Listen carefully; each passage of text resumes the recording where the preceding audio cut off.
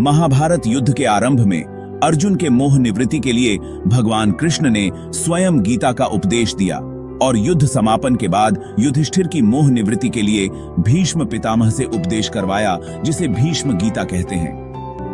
महाभारत युद्ध के पश्चात धर्मराज युधिष्ठिर भाई बंधुओं की मृत्यु से बहुत दुखी थे, कहीं प्रजा में विद्रोह न हो जाए। इस भय से डरे हुए थे धर्म का ज्ञान प्राप्त करने के लिए। कुरुक्षेत्र में जहां भीष्म पितामह शरशैया पर पड़े थे, वहां गए उनके साथ सभी पांडव, श्रेष्ठ ऋषि और भगवान श्री कृष्ण भी थे। सभी ने पितामह को हाथ जोड़कर प्रणाम किया। इस अनोखे दृश्य को देखने के लिए स्वर्ग से देवगण भी पधारे। भीष्म पितामह ने सभी का यथोचित सत्कार किया। भगवान कृष्ण की पूजा की धर्म पुत्रों को देखा, उनकी आंखें प्रेम के आंसुओं से भर गईं। कहा, पांडवों, न्याय और धर्म के मार्ग पर चलते रहने के बाद भी तुम लोगों को इतना कष्ट उठाना पड़ा। धर्मराज युधिष्ठिर, गदाधारी भीम, धनुर्धारी अर्जुन, चक्रधारी कृष्ण, इन सब के रहते हुए भी इतनी विपत्ति। ये चक्रधारी कृष्ण कब क्या करना चाहते हैं, किसी को नहीं मालूम। युधिष्ठिर, अब तुम इस अनाथ प्रजा का पालन करो। इस श्री कृष्ण को, जिन्हें तुम अपना ममेरा भाई समझते हो, सारथी बनाने में भी संकोच नहीं किया। वे स्वयं परमात्मा हैं, भगवान दास और किंकर बनने के लिए भी तैयार हैं। तुम लोगों के प्रेम के अधीन होकर भगवान ने अर्जुन के रथ हाँकने में भी संकोच नहीं किया। इस प्रकार कहते हुए भीष्म ने कृष्ण की तरफ इशारा किया। देव देवो भगवान प्रतीक्षताम कलेवरन यावदिदम हिनोम्यहम प्रसन्न हासारुण लोचनोल्लसत मुखाम्बुजो ध्यान पथश्चतुर्भुज।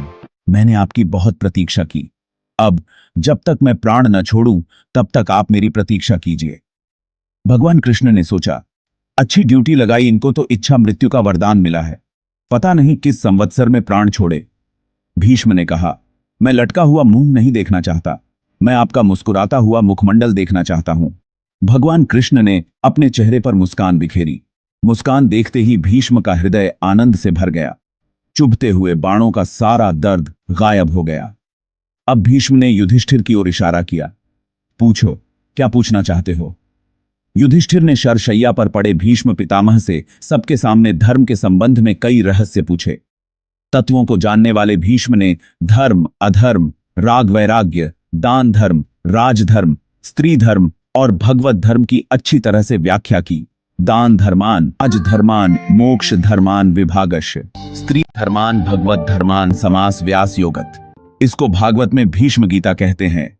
भीष्म गीता का प्रवचन कर ही रहे थे कि वहां मौजूद द्रौपदी को हंसी आ गई। सबके सामने इस तरह से कुलवधू का हंसना किसी को अच्छा नहीं लगा। भीष्म ने पूछ दिया, तुमने इन सभी महानुभावों के सामने इस तरह से हंसकर मर्यादा का उल्लंघन किया है। हंसने का कारण स्पष्ट करो। द्रौपदी ने नम्रतापूर्वक निवेदन किया। पितामह, भरी सभा में दुशासन मेरा चीर हरण कर रहा था।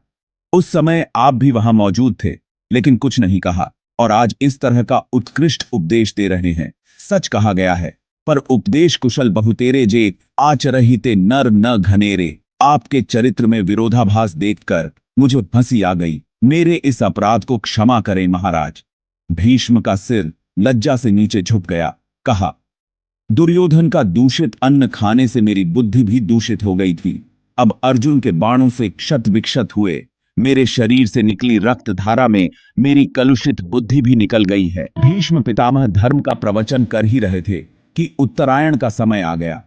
शास्त्रों में वर्णित है कि उत्तरायण में मृत्यु का फल मोक्ष है, दक्षिणायन में स्वर्ग का द्वार बंद रहता है और उत्तरायण में खुल जाता है। ऐसी शास्त्रीय मान्यता है।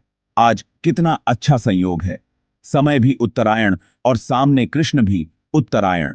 उत्तरा के गर्भ में जाकर परीक्षित की रक्षा करने वाले भगवान भी तो उत्तरायण हैं।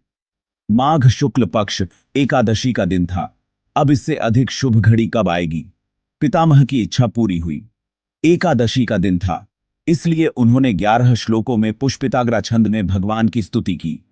भगवान की अर्चना पुष्प से करनी चाहिए, इसलिए भीष्म पितामह ने अपने वचनों के सुमन भगवान कृष्ण को समर्पित किए।